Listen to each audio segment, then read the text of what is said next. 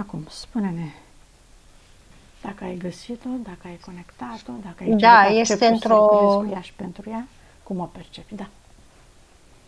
e într-o bucătărie. E o bucătărie din asta cu foarte mult lemn și cu pereți din ăștia din lut.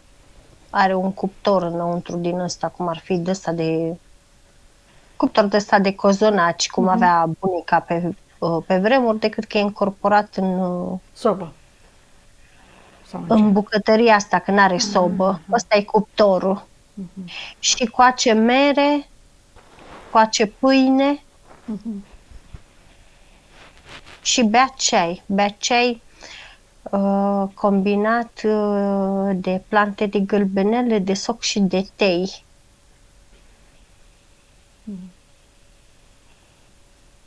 Mă întreabă că cu ce mă poate ajuta.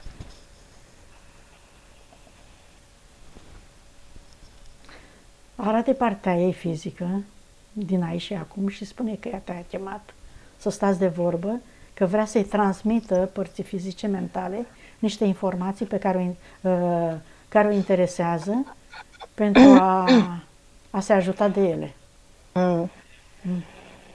Da, e mentalul ei e receptiv, mentalul ei e foarte receptiv. Mentalul ei e obraznic câteodată. Încă Cine nu zice, face partea subliminală distincția sau o vezi între... tu? Partea subliminală îmi spune, Așa. încă nu face distincția între programele care îi aparțin și programele care le prinde din zbor. Are o antenă care se conectează foarte repede la conștientul și la subconștientul colectiv, Da. inclusiv la câmpul matricei mamă, câmpul matricei principale.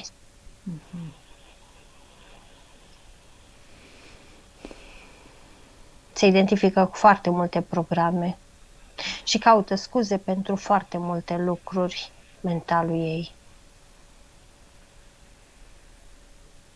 Bun, deci înțeleg că e nevoie să curățăm bine programele din mental și din câmpuri, da. Așa se oară, îmi spune, da. Au fost curățate de fiecare dată? Tot timpul le curăță, doar că în momentul în care se conectează cu programele celelalte, îmi spune că se identifică ca fiind ale ei. Mi-arată ca și comparație, mi-arată un râu care în loc să curgă, i-aș pune foarte multe pietre. Adică Își pune blocaje. Piedici, blocaje, exact. Câtă energie a sufletului are ea acum? Are 99. Conștientizare? 89.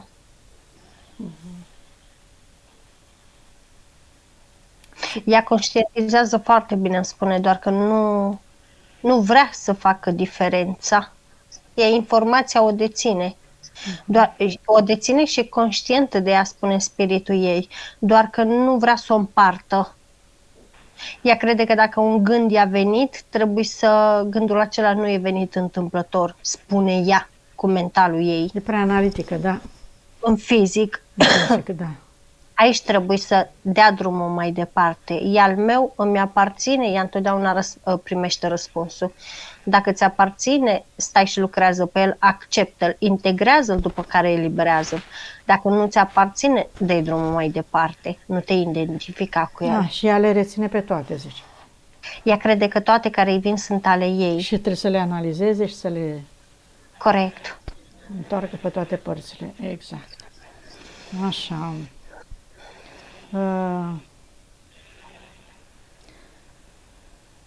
Vreau să vedem întâi dacă are ceva contracte, dacă are ceva conexiuni, dacă are ceva influențe, amprente. Are autoinfluențe, are autoamprente. Creații personale, zici. Corect. Păi dacă nu are nimic, atunci să mergem pe puncte. Sau întâi deblocăm, îi facem scanarea și pe urmă pe puncte, Amalia. Spiritul și partea ei subliminală spune că întâi să răspundem punctelor cât timp mentalul ei este în dilema asta între. Da, și în așteptare, ca să înțeleagă mai bine. A apărut soțul prietenei ei din tinerețe, care prietena este decedată și îi spunea că el este îndrăgostit de ea. E visul ăsta, Maria, că nu ne-ai menționat. Nu, e realitatea ce mi s-a întâmplat. Da, i s-a întâmplat așa. Și a spus că e îndrăgostit de ea, de atunci, la scurt timp, mi-am dat seama că nu merge, eu am simțit că a fost karmic, cred că ne-am cunoscut în alte vieți și acum s-a încheiat karmic. Deci, v-ați despărțit, înțeleg? Maria? Da, foarte puțin a durat, foarte puțin. A fost un rest de karmă. Ochii acelui om, are o curiozitate, ochii acelui om era ca o de extraterestru și acum îi simt privirea. Nu i-a plăcut deloc privirea lui.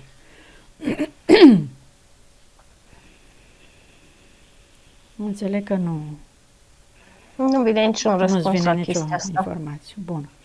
Punctul 2. Copiii de ce au venit la mine, mai ales cel mare? Care sunt motivele pentru care au venit? Sunt tot karmici sau au un scop precis? Nu mi-arată dacă au fost karmici, doar că sunt de susținere și totodată oglinzi. Sunt niște oglinzi foarte bune pentru ea. Iar ei îi place să ajute. De cele mai multe ori ajutorul este oarecum reciproc, dar mai mult ea este în servitutea lor, îmi spune.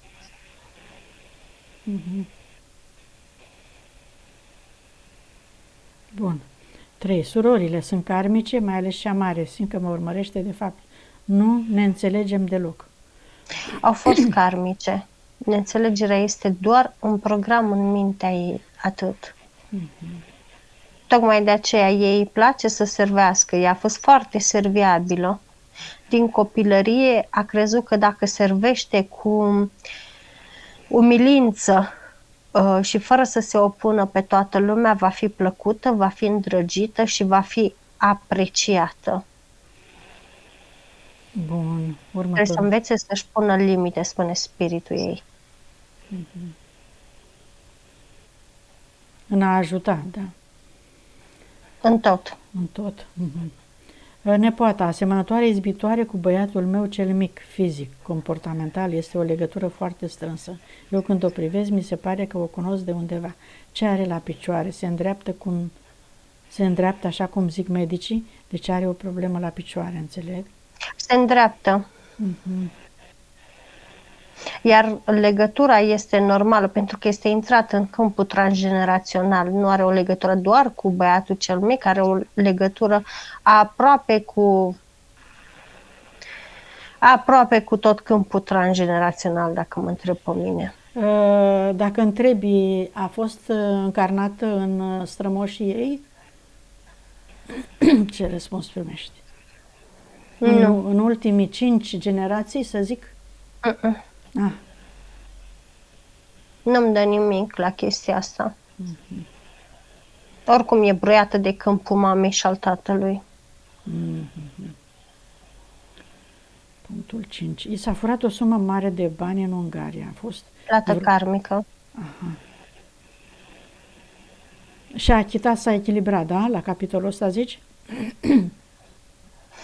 Sau mai are ceva Nu-mi spune nimic de echilibrare, dar banii aceia pierdut și n-au fost doar aceia pierduți. Ea a mai pierdut bani, i s-au mai luat bani, s-au mai furat bani. Au mai fost bani ascunși de ea, de fiecare dată s-a plătit cât o karmă. 6. Foarte multe emoții din 4 vieți trecute și zid în jurul inimii. Ce s-a întâmplat atunci? De unde e informația asta, Maria? Cu multe emoții din 4 vieți, de rândul trecut? Nu, din era de studiu. Din măsurătorile tale. Ok. Da, și am lucrat pe ele, da, și ziduri, umilință, respingere, trădare. Majoritatea sunt, astea de acum sunt moștenite, iar zidul din jurul inimii este într-adevăr compus, percep, din emoții, dar este pus de ea ca să nu mai simtă. E pus de mult sau în viața asta? E proaspăt? Cum ți se pare? E proaspăt. Da, deci excesul ăla de protecție din teama de... teama fi de atacați suferință. de suferință. Nu-i place când își deschide inima. Are senzația că dacă își deschide inima și iubește, după aceea ceva grav o izbește și preferă să fie în gardă. Da, e în gardă tot timpul ea, pe toate Preferă zonele, să nu? prevină, corect. Da. Își păzește inima. Se pare că a avut cândva vreo suferință mare din cauza celor din afară. Copilărie, în viața da. asta nu m-aș duce în alte vieți. Da, ok, și în alte vieți, dar în viață are o sensibilitate aparte. E frică să nu fie rănită. De fapt, a fost rănită de prea multe ori și acum e frică să mai... Ea deja se așteaptă să fie rănită în continuare. Și conform așteptărilor le cam atragi, nu? Tocmai de aceea preferă să se blindeze, să se protejeze, să fie în gardă. Bun. Și a mai fost scos zidul ăsta de 2 ori. 7. Egoul este mare sau mic? Vrea să știe cum stă cu egoul.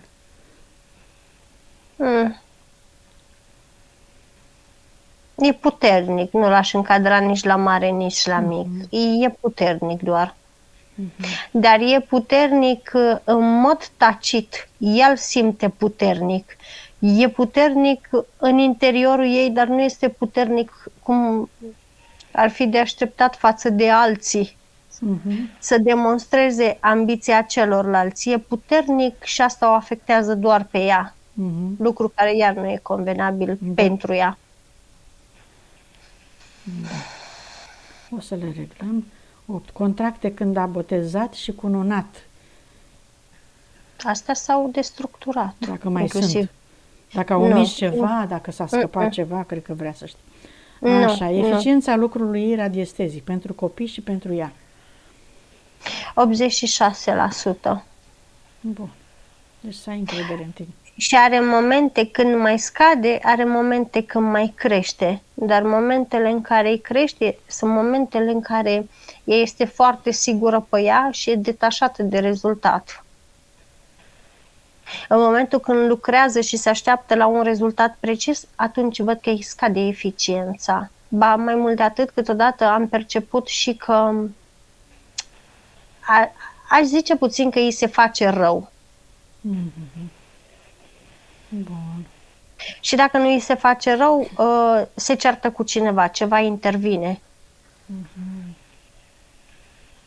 Da, trebuie să fie atentă ce simte, da? După ce, sau să vadă cât trebuie să facă și cum trebuie să facă.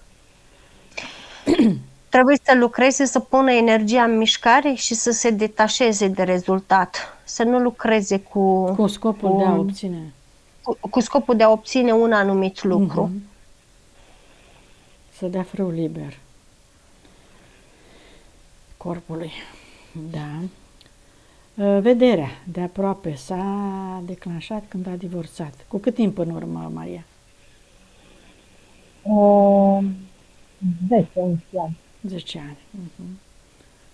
Vederea, deci, de aproape nu vezi bine, înțeleg, da?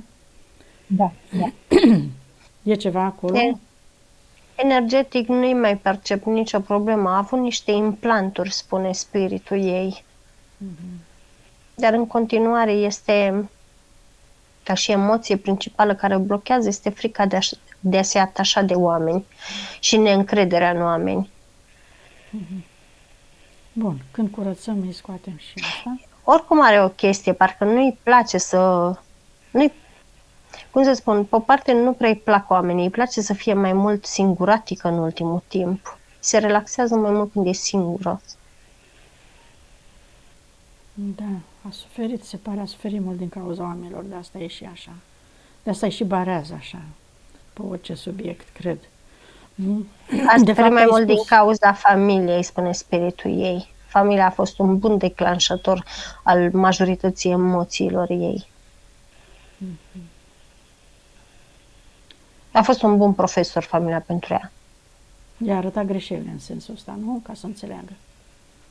N-am înțeles. I-a arătat greșelile și ea n-a înțeles, zici? I-a arătat unde trebuie să lucreze iarta Da, ce unde să trebuie se să corecteze, facă. da. Corect. Da.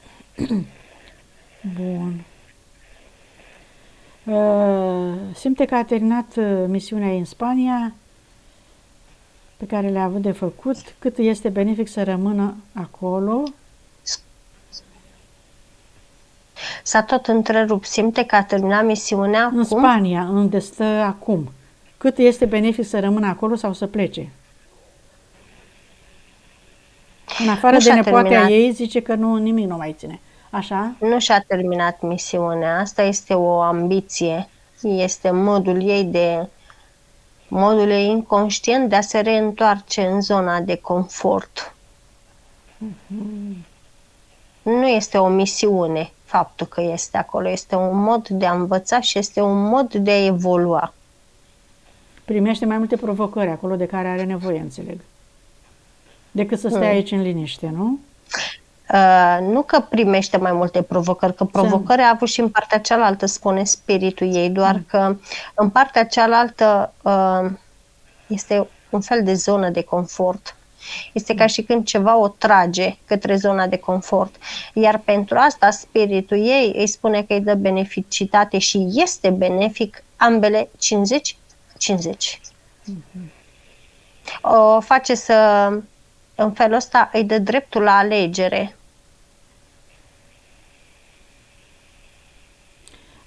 Se pare că se simte atașată de nepoata ei și de asta ar mai rămâne. Au un cordon karmic, ceva? E karmic? Nu, e o legătură frumoasă. Okay. Este o legătură foarte frumoasă între ele. Ca și în ghilimele, spune spiritul ei, ca și misiune, hai să spunem că ea trebuie să învețe pe nepoată iubirea, detașamentul și angajamentul. Dar totodată și libertatea de exprimare. Adică să aibă și responsabilitate a ceea ce face, dar să fie și liberă. Da, trebuie să fie un bun profesor. Să o sprijine, să o încurajeze, să îi dea încredere în ea. ea. Accepte necondiționat, corect. Asta face acum cu nepoata. Următorul punct. Cât este de benefic să se întoarcă în februarie în Anglia? Mă atrage foarte mult, zice. 50 am zis. Ai spus, da? 13. Benefic să merg în același job sau să schimb? Jobul din Spania, zici, da? Din Anglia. Din Anglia, se întoarcă în Anglia la jobul respectiv. Dacă 50. este benefic. Deci tot 50 iese. Da, pentru că este alegere dacă se întoarce acolo sau rămâne aici. Deci ar fi bine și acolo. Dacă ți-a ieșit 50, înseamnă că e ok. 14. Înseamnă că este o alegere. Nu neapărat că este ok. Câte aspecte mai am prin alte dimensiuni, dacă mai are? Are aspecte prin alte dimensiuni. Cel puțin 4. Poate să și le reunească, să și le înapoieze? Nu.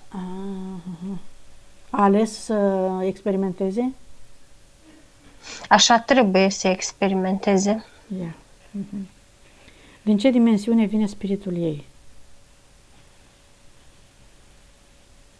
Fluctuează spiritul ei în acest moment și a fluctuat întotdeauna, îmi spune. De exemplu, acum este în 5D, dar a avut momente când a fost urcat și în 12D. Da, vedem la curățare despre ce e vorba cu celelalte 4 aspecte ale tale. Împământarea, dacă o face, vedem tot atunci. Și moldavitul, dacă e benefic. Da, este benefic 96%. Dacă are deficit de vitamine, asta o să o vedem tot atunci, dacă nu vezi acum, la curățare. Zinc, fosfor, fier, siliciu, magneziu, calciu. Bun. Următorul punct. Secrete de familie. Dacă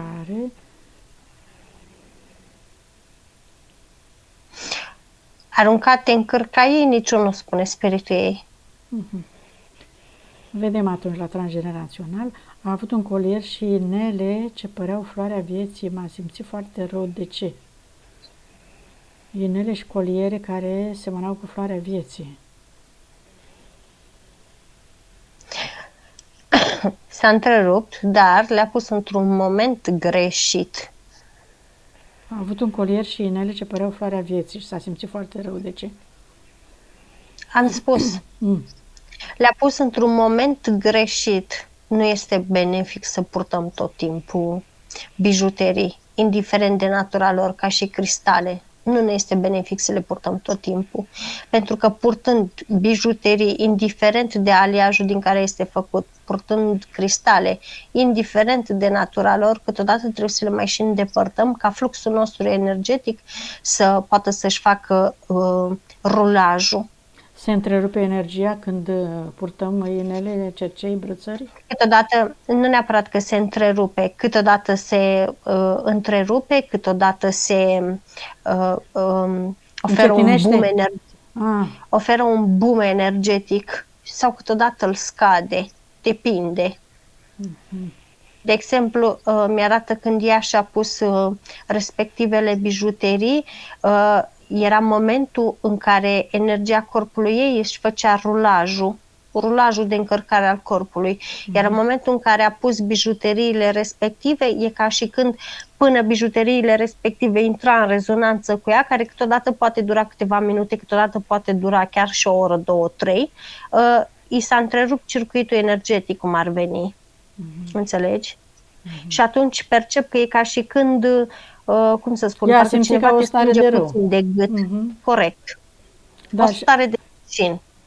De leșin? Cam așa mi-arată. Da. Și plus că trebuie curățate și astea din când în când, nu? Înțeles. Da, aia știe lucrul ăsta. Așa. Ele au fost curate, ele i-au fost benefice, dar le-a pus într-un moment nepotrivit. Cine este Dark Maria? Cățelul. Este foarte ok. Bun. Nu-i percep nicio... Ba mai mult de atât, percep că de cele mai multe ori e ca și când o încarcă cu magnetism. E ca și când îl transferă ei. O susține foarte frumos.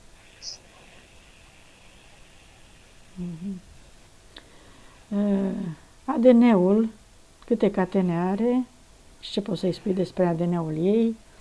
În energetic au fost 8 active, dar 2 s-au dezactivat. Au rămas 6 active. De ce s-au dezactivat? Pe neîncredere. Emoția neîncrederii și a îndoielii le-a inactivat. Adică ea a venit pe lume cu 8, zici? S-a întrerupt. Ea a venit pe lume cu 8? Nu. Sau le-a activat între timp și după aia s-au dezactivat, zici? Bun. Benefic să locuiască în Anglia cu prietenul. 50. La 16 ani a luat un pumn de pastile să termine cu viața, că nu mai putea suporta bătăile tatălui. Cumpănă.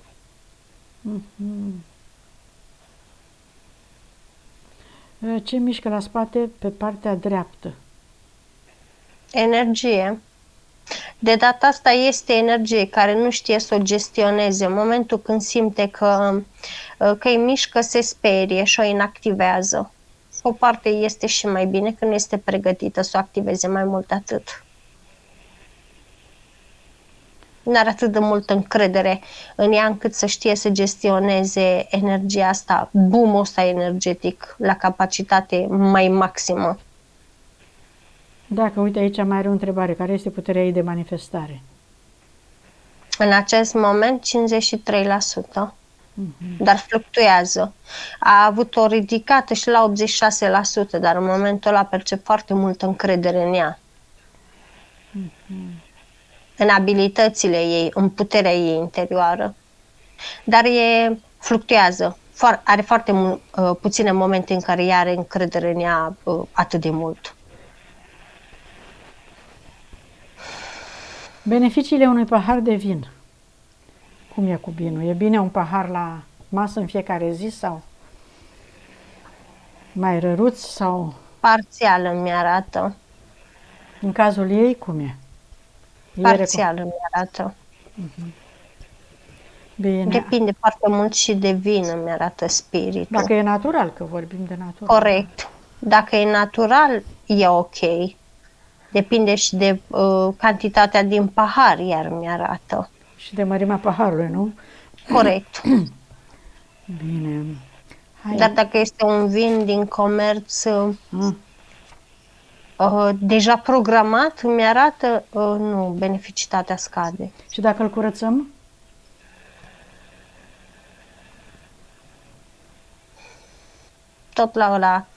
Tot la vița de vie mi arată. Bun. Păi astea au fost întrebările, Amalia. Hai să vedem scanarea, să-i scoatem blocajele, programele. Ce mai are? Nevoia de a sta în zona de confort. Eu scoate din rinichi, din șolduri, din ochi și din piept. Frica de schimbare eu scoate din rinichi, din coccis, din genunchi și din tibie. Vinovăția, regretul și sacrificiu îl scoate din plămâni, din coloana vertebrală, din cap, din gât,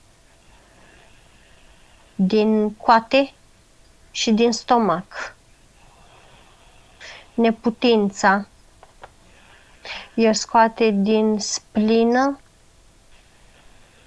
din pancreas și din vezica urinară. Dorința și speranța ele scoate din gât, din inimă și din degete. Frica de viitor eu scoate din tâmple, din frunte și din timpane. Frica de oameni și irascibilitatea eu scoate din inimă, din piept, din ficat, din zona genitală și din rinichiul drept. Frica de zgomote, frica de înălțime, frica de a acționa, eu scoate după peste tot. Mândria, supărarea și tristețea, la fel, le scoate după peste tot. Autocritica și neiertarea, la fel, le scoate după peste tot, dar predominant ochi, spate, inimă și splină.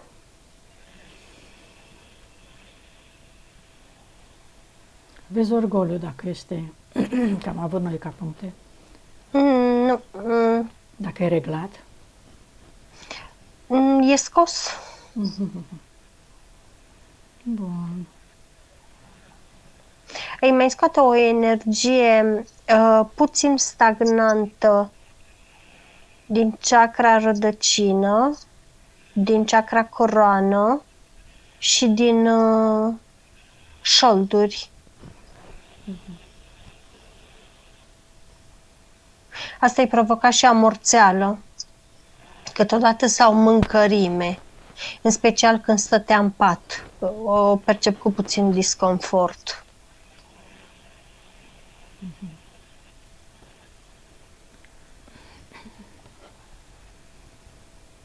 Bun, dacă mai are ceva, dai comandă, Maria, și tu să scoți oriunde ar fi ascunse, dacă mai ai ceva, programe mentale, din câmpuri, din celule, de oricând, oricât ar fi de vechi.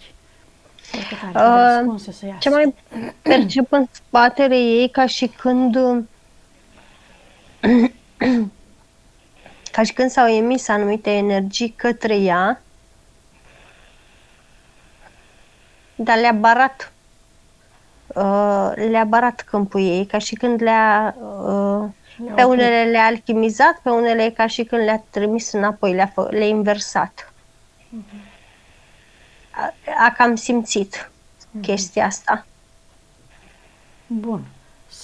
Dacă au mai rămas pe acolo, să anuleze, să ierte, să accepte și să ridice vibrația, astfel încât să se dizolve orice energie stopată acolo, de oriunde, de oricând, venite de oriunde, la oricine, sub orice situație.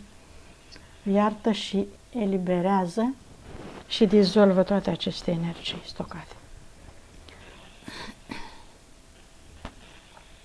Și câmpul pe spate trebuie reumplut puțin. Când ajungem, da. Uh-huh. Hai să vedem ce mai ți atrage atenția, după aia mergem la linia de... Nimic. E destul de... E curată? E destul de vitaminizată, spune partea ei subliminală în timp ce bea ceai. Are o eleganță partea ei subliminală, are un aer așa de, cum să spun, de regină, are o blândețe. Da. Are o blândețe aparte.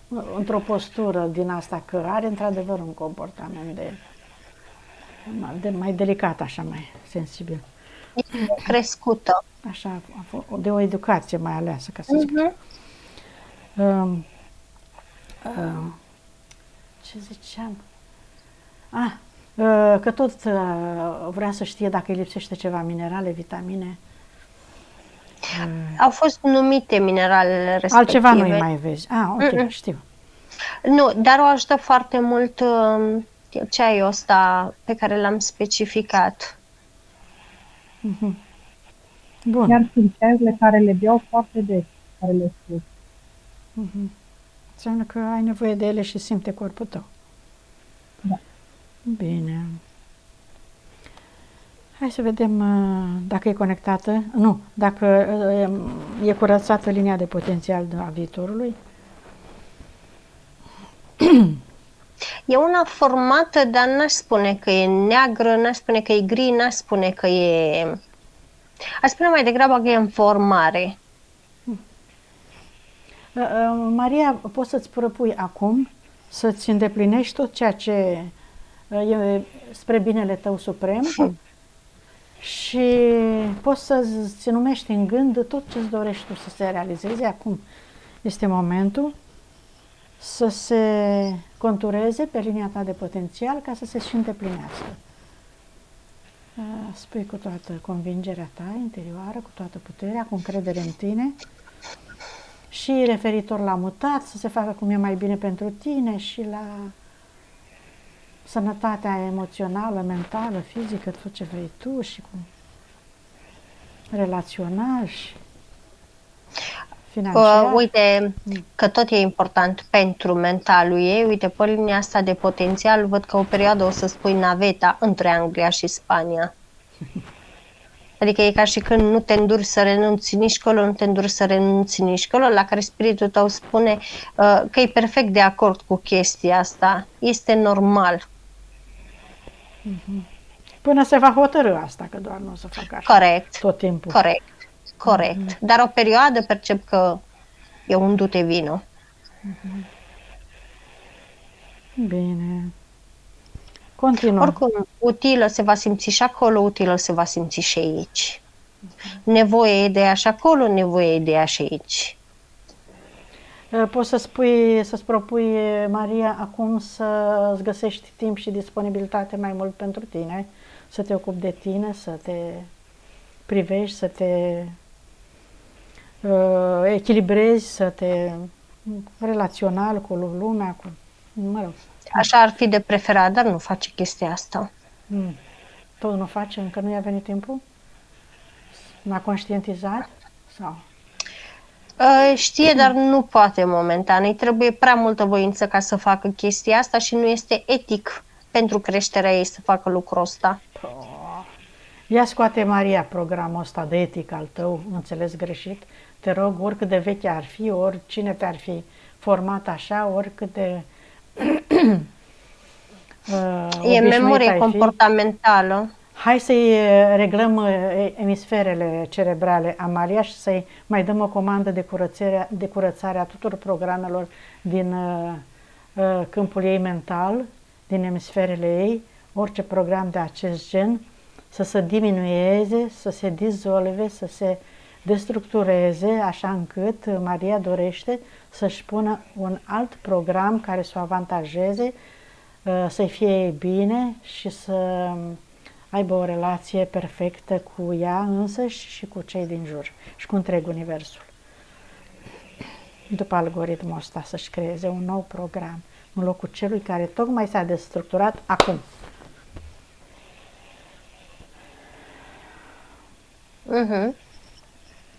Bine. Și acum o deconectăm și de la egregoarele și conștiințele colective, unde era destul de prinsă, astrale, inferioare, entități și câmpurile lor. Își ia toată amprenta de acolo și îți propui, Maria, că refuzi să te mai conectezi la ceea ce te obosește, te îngreunează și nu ți aduce beneficiu. Da. Și acum să mergem la persoane, la tăiat cordoane, să vedem dacă mai are de tăiat cordoane cu persoanele din viața ei. Și să are niște cordoane, dar sunt foarte fragile, atât pe transgenerațional cât și e ca și când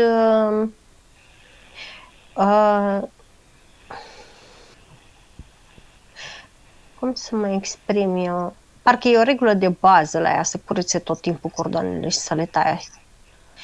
Pentru ea chestia asta e mai important ca împământarea, spune spiritul ei. De ce se conectează așa de ușor la ei? Da, ne conectăm foarte ușor între noi, spune spiritul ei. Orice gând către un spațiu, un lucru, un obiect creează o conexiune. Conexiunea aceea menținută un anumit interval de timp, dar nu foarte mult, mai ales când este transmisă și emoție, creează cordon inevitabil. Vezi pe transgenerațional dacă vezi secrete de familie, Amalia. Au fost. S-au rezolvat? S-au trimis informații de foarte multe ori pe transgenerațional și au fost curățate de foarte multe ori cordoanele transgenerațional.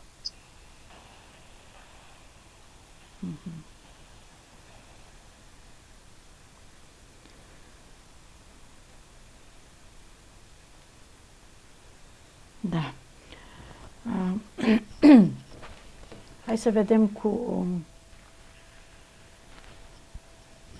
nepoata, dacă mai are cordon, dacă e de curat, dacă trebuie să curețe ceva cu cineva din familie și cu... Are cordon, nu, niciun cordon nu este murdar, are cordon cu nepoata, dar pe acesta nu îl taie. Bun, deci nu mai are nimic de făcut la capitolul ăsta? Nu percep absolut nimic în neregulă cu cordoanele ei, nu. Inclusiv partenerii, nu, cordoane firave, dar nu. Și oricum ea vede schimbare în fizic. Bun, eu zic să mai dau o dată comandă, Maria, să mai faci o dată procesul de iertare cu toți și spui așa, decid acum să șterg cu iertare și iubire tot ce am creat greșit la adresa tuturor celor cu care am experimentat până acum, cu gândul, cu vorba și cu fapta. Destructurez toate creațiile care le-au creat disconfort. Vă rog și voi să faceți la fel și să vă chemați spiritul și sufletul pentru a vă împuternici, să vă eliberați și voi. E singura metodă și cale prin care să vă recuperați toată puterea, toată energia, toate gândurile pe care le-ați împrăștiat în univers sau vi s-au luat, astfel încât să vă recuperați în viitor când veți conștientiza. Asta ca să fie ea mulțumită că a făcut tot ce a putut pentru transgenerațional. Și pentru toți cei de față, sigur că da, și nepoată, și copii, și surori, și tot ce mai are. Să le transmită informații. Informații cu putere. Maria, ca să... este un, cum să spun, te simți, iată, într-un mod foarte utilă pentru ei și îi ajuți chiar foarte mult transmițându-le aceste informații. Să-și privească în interiorul lor sufletul, să aprecieze și să comunice cu spiritul mai des. Așa. Bine. Hai să schimb și spiritual acum, să vorbești cu el, să-i spui să te atingă. Maria, să vedem dacă îl percepi.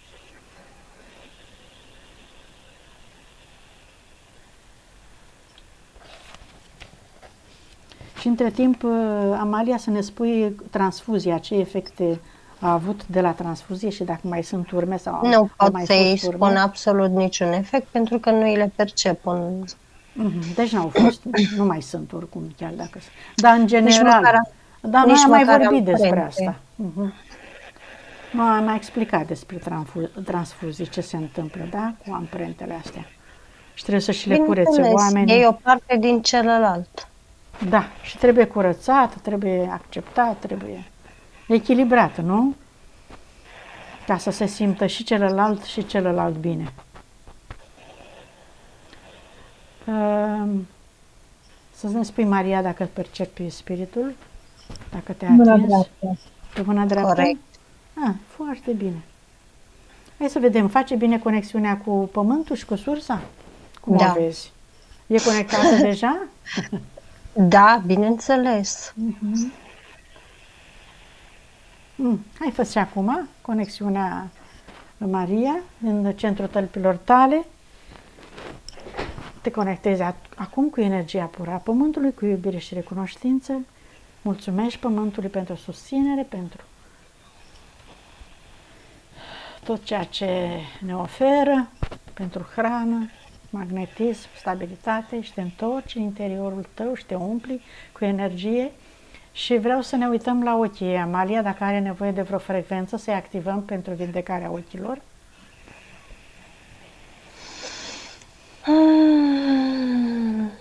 În timp ce ea se umple de energie și se mai dă o dată comandă să se conecteze și cu sursa. Nu activează nicio frecvență. De ce? Pentru că nu are nevoie de o frecvență. Are nevoie să nu mai permită emoțiilor sau emoția care se stochează în partea respectivă a organului să o accepte. Atunci să-și echilibreze centrii energetici, cei 7 cel puțin principali, de la Muladhara până la Sahasrara, așa cum e cunoscută, cum sunt cunoscute ele, de la roșu de la rădăcină până la rădăcină, da, de la roșu până la mov, fiecare după formă, culoare, mărime, putere de rotație, la parametrii optimi pentru corpul ei acum, și toate circuitele energetice să ajungă inclusiv la emisferele cerebrale, așa încât să poarte informația să-și creeze noi programe de comportament optime pentru ea, benefice, care să-i permită armonizarea totală și perfectă a ei cu ea și cu cei din jur și cu întregul univers.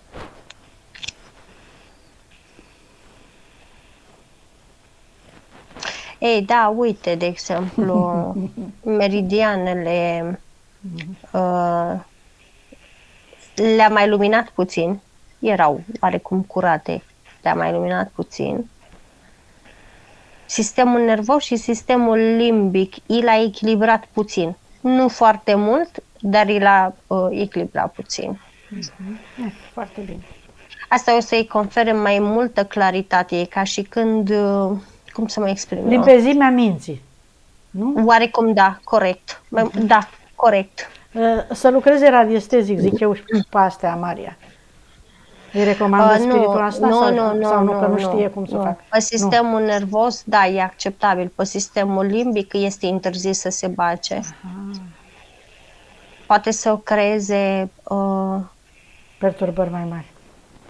perturbări și malformația, să nu înțelegeam, malformația ale corpului fizic și aici nu, dacă nu cunoști, nu te bagi la sistemul limbic. Ok. Bun, echilibrarea energetică este suficient și a tuturor circuitelor energetice. Și acum, Casa. nu, hai să vedem dacă să-și mai activeze o dată, da? A făcut conexiunea cu sursa pură?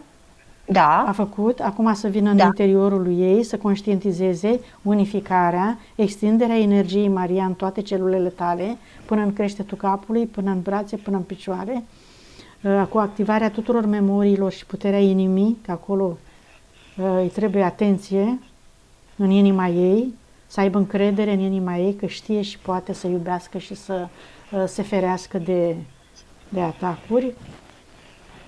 Acceptă și integrează energia masculină cu energia feminină. Integrarea celor 3 părți era făcută, suflet, spirit, minte. Integrată și s-a dizolvat și zidul acela din jurul inimii. Așa, asta era. Acum vreau să facem și câmpurile, că erau acolo ceva de reglat, de reparat, mi-aduc Pe aminte. spate. Pe spate, așa. Câmpurile ei curățate. Da, asta fac întărite. deja, adică o fac deja de ceva timp. Așa. Bine. Curățarea casei apoi. Nervozitate. Ca energie mai închisă puțin. Nervozitate, Nemulțumire. agitație și puțină nemulțumire, nu foarte multă. Ca și energie predominantă, nebenefică ei în casă, dar în rest este curat, niciun portal. Bun. Să dizolve toate aceste frecvențe, să încarce acum Maria, conștientă, și prin intenția ta personală, cu frecvența ta nouă, de iubire, de acceptare, de liniște, de armonie, de încredere în tine, de iubire totală. Permiți inimii tale să iubească și să extindă energia în jurul tău, energia iubirii, să umple pereții, spațiul, lucrurile tale, toate cu aceste frecvențe care te avantajează și altele câte mai știe spiritul și sufletul tău, să le impregneze acum, pentru totdeauna, și să te uiți la robinetul abundenței. Este ok pentru ea în momentul ăsta. Dacă ar fi mai fluentă în comportament și în acțiune, s-ar mări. Dacă nu s-ar mai stresa și nu s-ar mai tensiona atât din orice mică dificultate care îi apare, s-ar mări puțin. Și plus de asta mai erau și fricile alea de viitor, de acțiune care le-a avut, care îi, nu că îi broia sau că îi lua, asta cum îi spune, din fluxul banilor, el micșora puțin.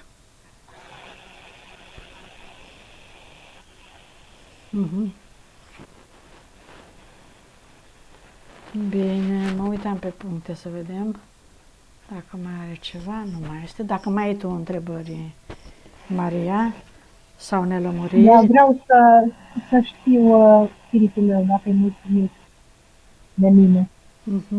Așa, Nu cu cele... Stai așa, dacă spiritul ei e mulțumit de ea. Mi-am adus cu ocazia asta aminte de ceva. Da. Da. E mulțumit de ea? Depinde ce înțelege ea prin mulțumire. Adică tot timpul am avut că nu comunicam, că nu, cred că acum l-am preluat comunicat de tot. Tradum tu, Ioana. A avut senzația că nu comunică cu ea. Exact așa a zis spiritul. Comunicare există între ei, numai să stea ea potolită să poată să-i asculte răspunsurile lui. Comunicare între ei este tot timpul, doar că are momente când este ea mult prea agitată, tensionată și nervoasă ca să poată să facă distincția între mental și vocea lui. Maria, ca să-l... Dar asta cu... Așa. Asta cu nemulțumirea, spiritul spune că nu poate să o înțeleagă și e ca și când nu recunoaște chestia asta. Pentru că ea este o parte din el. Deci vrei, nu vrei, o acceptă și e mulțumit.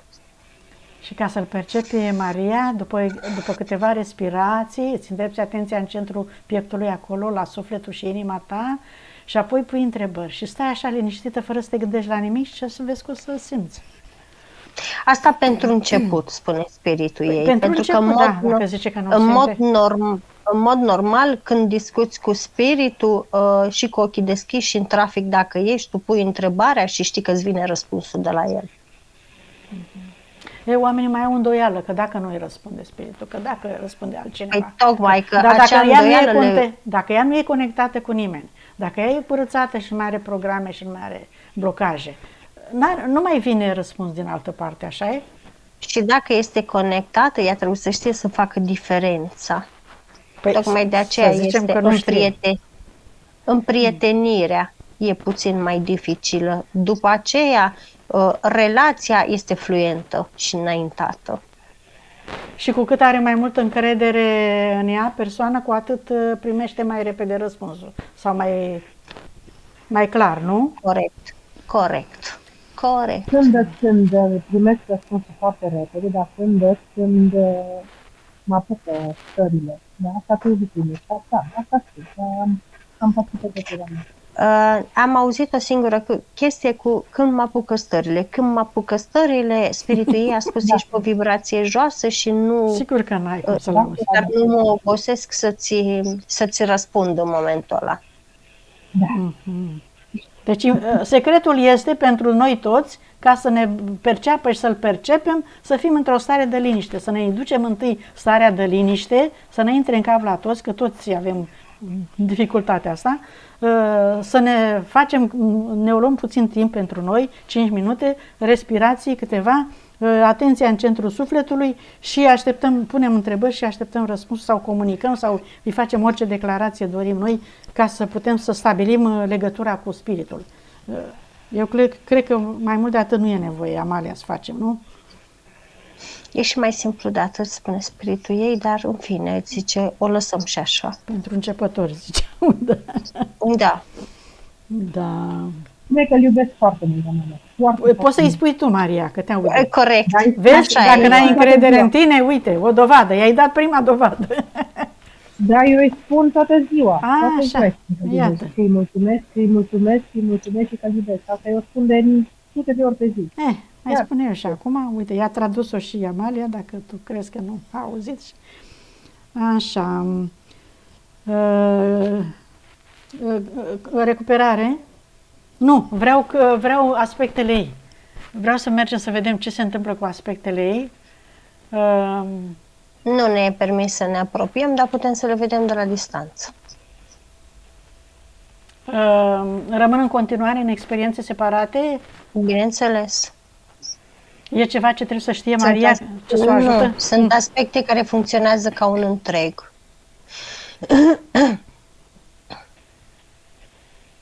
Deci separat cu același spirit, da? Bineînțeles.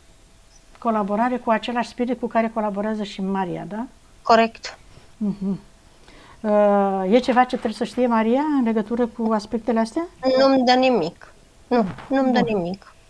Zi, Maria, dacă vrei să întrebi ceva. Cât la sută s-a recuperat energia sufletului ei acum? 100% e. Conștientizare cât a făcut? 96%. 2 zile metabolizare cu indulgență, așa.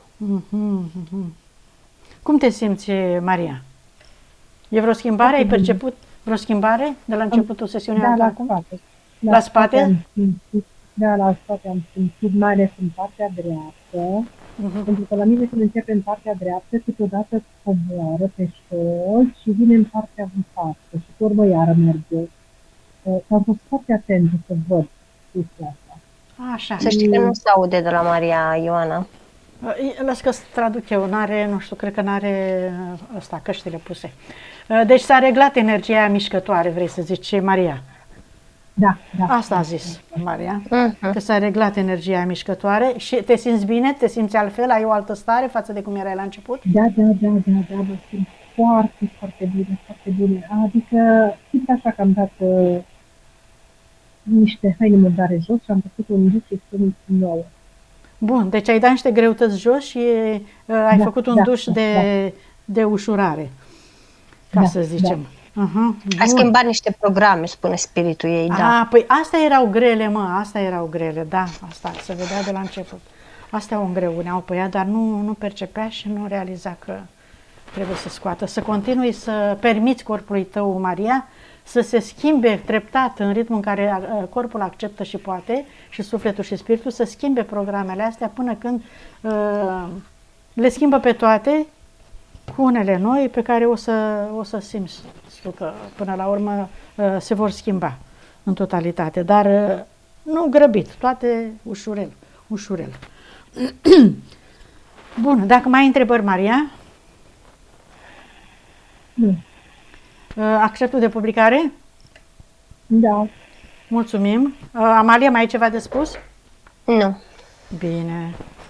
Atunci vă deconectați de tot și toate, închideți tot, curățăm câmpul de lucru și ne întoarcem aici și acum.